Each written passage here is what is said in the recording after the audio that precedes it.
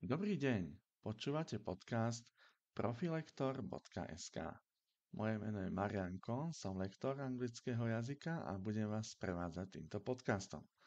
V dnešnom dieli sa pozrieme na komunikáciu v obchode po anglicky.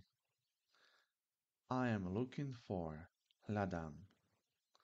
How much is it? Koľko to stojí? Please show me. Prosím, ukážte mi. Here it is. Nech sa páči. I need an interpreter. Potrebujem tlmočníka. Does anyone speak English here? Hovorí tu niekto po anglicky? Can you help me, please? Môžete mi pomôcť, prosím? I don't like it. Nepáči sa mi to. Do you have something? Máte niečo? Larger? Väčšie? Smaller? Menšie?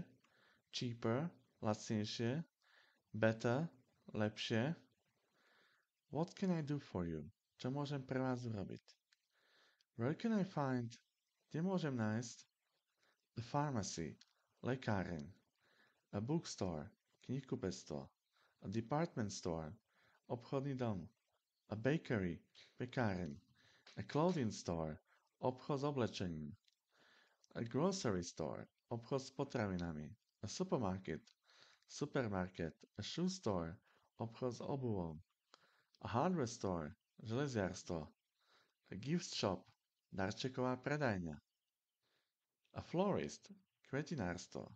A jewelry, klenotníctvo. Do you take credit cards? Dá sa u vás platiť kartou? Can I pay with a traveler's check? Dá sa u vás platiť aj šekmi? A newsstand, novinový stánok. Will you wrap it? Zabalíte mi to? I will take it. Vezmem si to. That's all I want for now. To je všetko, čo chcem zatiaľ. A to bol taký prehľad asi najpoužívanejších fráz, ktorými sa môžete stretnúť pri komunikácii v obchode v zahraničí. Pripravil som pre vás aj e-knižku, e-book Angličtina na cesty, ktorá je praktickou príručkou s frázami, ktoré viete okamžite použiť na každodenné situácie v zahraničí.